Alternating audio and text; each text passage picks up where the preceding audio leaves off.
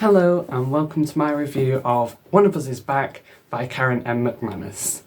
This book is, oh my god, I keep forgetting to do this before I click record.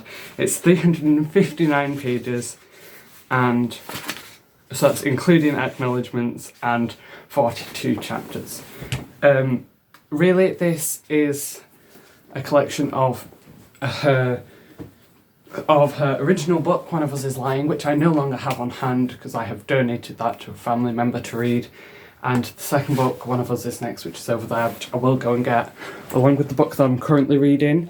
Mostly because I think you guys are starting to get interested in what I'm reading. I'm joking, I know you don't care.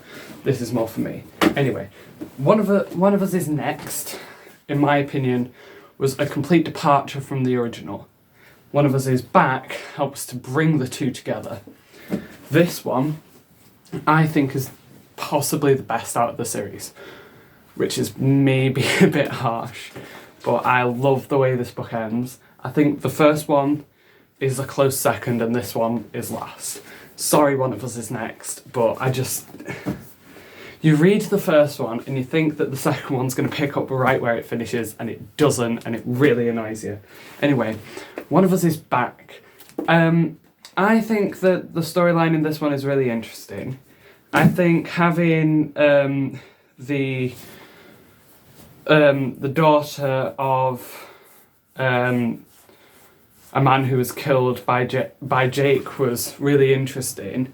And it helps to bring Jake's character back from the dead, and bringing him back in general was such a good idea. I mean, the fact that we even got Jake in this book is such a good thing. However, I don't like the fact that he died outside of prison. However, the fact that he does die is such a good thing. This is by no means spoiler free, guys, sorry. Yeah, so Jake dies right at the end of the book. He is killed by the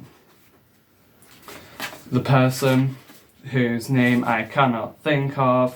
Anyway, I think it's good. I think it's really good. And I really like how Addie gets a niece named after her in the final page, and she keeps hold of the letter and she's about to burn it, but she doesn't. She burns the picture of Jake when she realises that he was a monster all along, and that just brings her story to a perfect conclusion. I love this book, in case you can't tell. The first two were fine. This book was so good and I loved it. I think... Oh, forgot that was in there. Don't need to know what that is. I think that I'm going to have a look at the character pages. I think that having this page at the start of the book where it details all the characters is really useful to have. And I think having Phoebe be kidnapped was really good, and not Knox.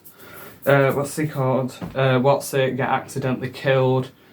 He's not on the list. Anyway, someone gets accidentally killed, which was nice. Having the perspective of Simon and Jake from the past coming up constantly was so good to have. It was so interesting, and it finally gave us an insight into what life was like for Jake and for Simon before they died. Sorry, I'm trying to sort out the really dodgy lighting. The backdrop did not go up as well today, so I think that's half the issue. Anyway, put all that aside. I love this book. I'm not going to read you any of it because I think you need to read it. I'm looking at creating an eBay store where I sell books that I've read. If that is something you'd be interested in, let me know in the comments. I don't even know whether you can do it. It is in 2 parts. It is in 2 parts, right? Yeah, it's in 2 parts. The parts are not named, but the parts are really interesting. Anyway, that is literally all the time I've got for you today. So I'm currently reading The Hunger Games, so I will be back with that one. And I'm not going to read the series straight after.